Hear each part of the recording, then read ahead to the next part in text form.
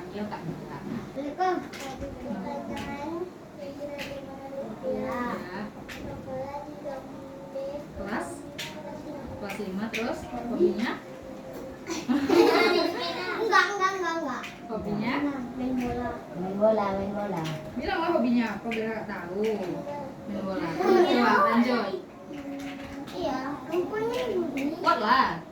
Bahasa Anggini, sekolah di Musik, kelas 5, hobi saya memasak. Coba lanjut.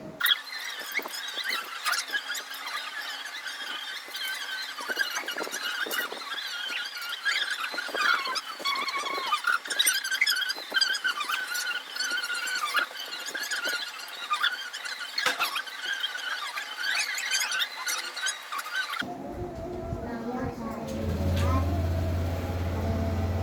sekolah di negeri kelas 1 hobinya main bola. Jadi di sini rata-rata hobinya main bola. Ya, Udah pernah main bola sama-sama? Pernah. Kak. Kalau main bola sering nggak kalau misalnya main bola kan, terus misalnya kawannya nggak pandai nendangnya, terus diejek-ejek pernah? Enggak. Jadi kalau misalnya di sekolah ataupun di sini, misalnya kan sebelum belajar kita sering main-main dulu kan. Kalian paling suka main apa di sini? Bola. Main bola. Main apa selain bola? Main Lego, main puzzle, main apa tadi yang semalam tuh? Kereta api. Bola. Apa yang paling suka main di sini? Congklak. Kalau Rizik main apa? Catur. Kalau Keke catur. Kalau Tasya congkak. Kalau misalnya main apa ya? Menurut kalian permainan apa yang bisa bikin kalian paling kompak di sini? Bola kah? Kereta api, pecah piring. Pernah di sini main pecah piring? Di mana mainnya? Di belakang sana. Di sini main pecah piring. Pecah lah piring isko nanti ya. Enggak. Kalau itu kayak mana rupanya kok bisa buat kompak? Kayak mana rupanya gamenya? Lari-lari. Heeh. Jaga berbuat lempar kalau kena jaga kalau kena lempar Yang kena jaga gitu. Itu pakai apa rupanya mainnya? Bola terus sama ayam goreng. ayam goreng. Ayam goreng yang bisa dimakan. Enggak. Mainan. Oh iya. Terus nanti dipukul gitu. Iya. Nanti disusun. Iya. Buat kompak. Kekompakan itu berguna nggak untuk kita? Berguna. Coba nggak di sini ataupun di sekolah main-main kayak gitu, tapi ujung-ujungnya nggak kompak, jadi berantem. Ada. Coba cerita satu orang. Tasya, coba cerita kayak mana rupanya? Kayak mana dia bisa jadi kayak gitu? Karena pas kami tuh mau ada teman kasih nggak mau ikut gitu kan, ikut ya gimana lah ininya Nggak usah lagi gitu. iya begadang lah. Nah, itu kalian kawan kalian yang bilang mau lagi gitu. Kawan kami. Bukan kalian. Kalau di sini ada nggak misalnya Keke nggak mau ikut, mau Keke ada nggak? Nggak ada. Betul ya, nggak ada ya. Coba yang lain ceritakan. Kak, di sekolah aku kayak gini Kak, dia kok jadi kawan gitu. Ada nggak di sekolah kayak gitu? Pasti ada. Ada. Gimana coba yang lain dari cerita gimana? Lagi diem nggak sana dipanggil nggak nengok diajak lah nomor 2. Oh, dia kayak gitu. Ya kok tuh aku Iya. sabar ya kan. Kalau Diajak terus menerus. Ajak lah balik. mau ejek balik jadinya. Kemudian berantem. Berantem. Kalau Putra gimana ceritanya di sekolah? Oh Ini gawat anak kali. orang. Oh, Putra. Iya kak. Iya aku. Halo. Kita tanya dulu, kayak mana ceritanya? Putra Luan apa kawannya Luan? Putra. Putra Luan katanya. Ya, Siapa Putra? Coba Putra Luan apa kawannya Luan yang buat? Kawan. Apa katanya rupanya? Ngejek orang tua. Terus Putra balas. Iya kak. Apa Putra bilang? Kak, dia juga mau ngejek nomor. Iya, di sini juga. Iya kak. Iya kak. Di sini.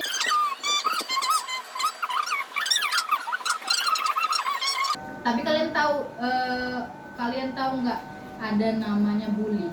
Ada. Tahu? Tahu. Bully itu tahu? Tahu. Coba apa contoh bully yang kalian tahu? Ya kayak digangguin. Terus Ya. ngejek-ngejek. Itu kayak nggak dikawal. Bully.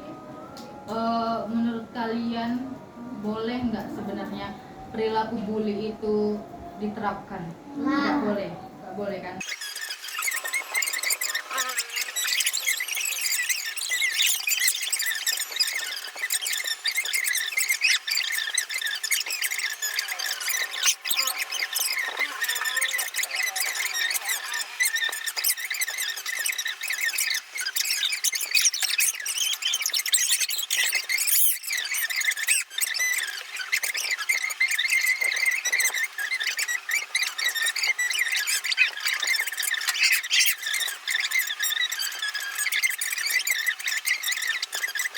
Ini kakak ngucapin terima kasih banyak untuk adik-adik udah bantu tahap 1, nanti tahap 2 kita ketemu lagi.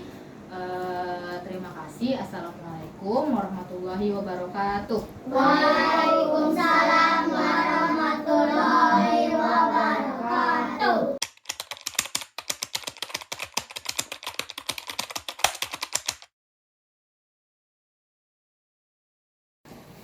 Selamat siang adik-adik. Selamat siang ya Kak. Masih ingat nggak kemarin bahas apa sama kakak? Masih Bahas apa? Ya, bahas bully. Dari hal-hal kecil aja itu juga ada pembulian. Misalnya ya, kita lagi main-main gitu kan, lagi main-main. Terus ada yang bilang, ih bodoh kali kau, itu udah masuk pembulian.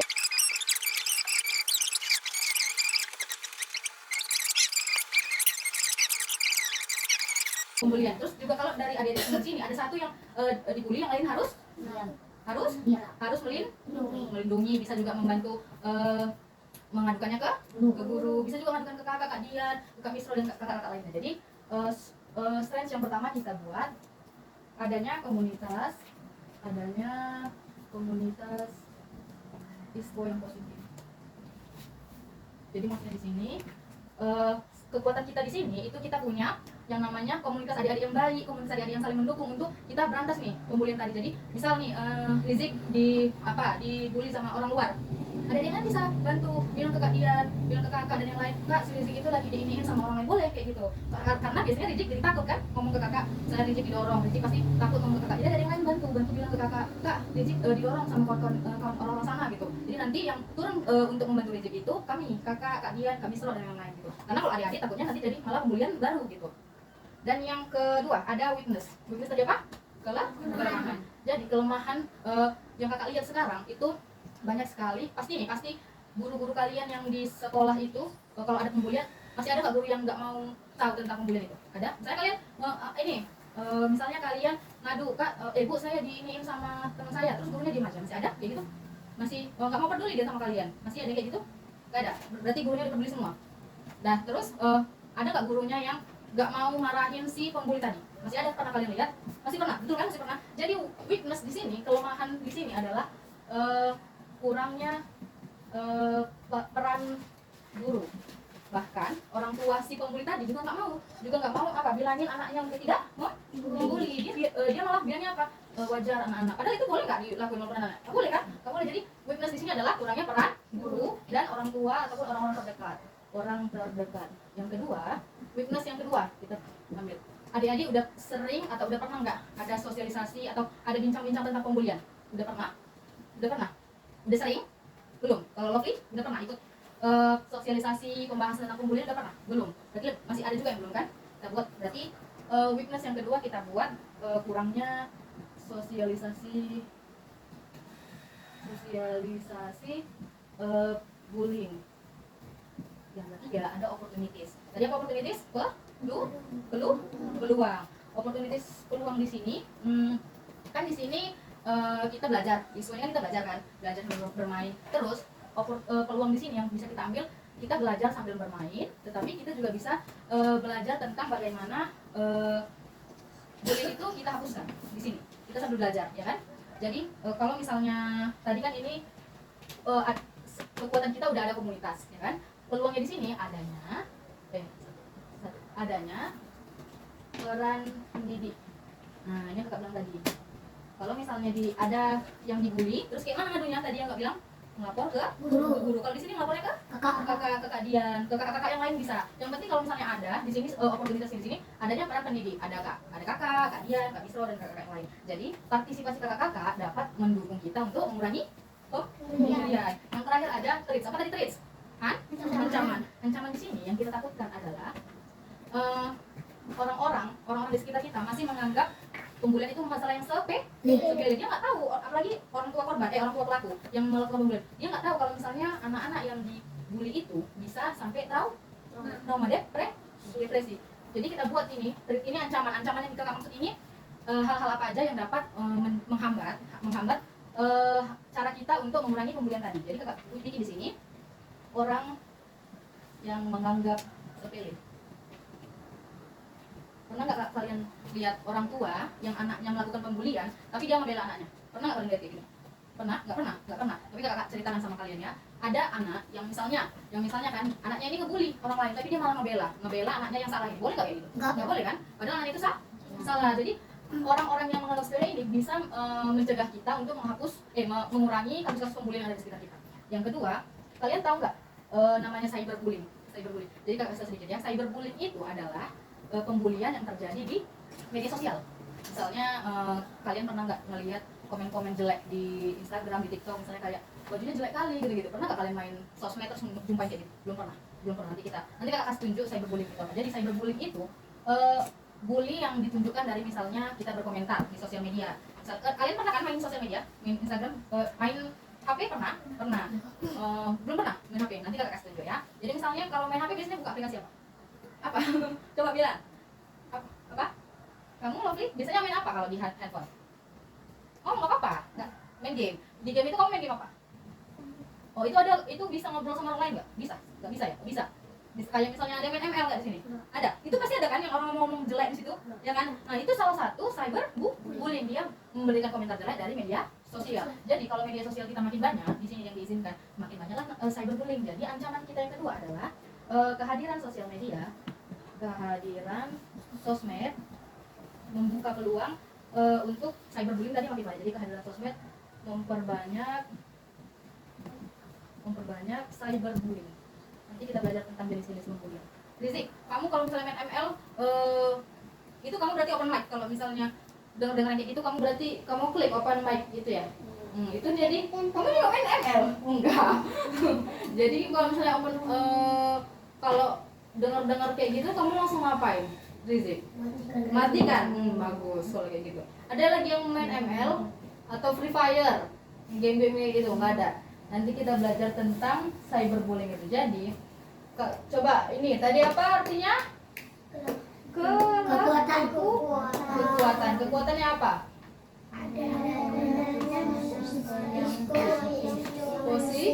Positif.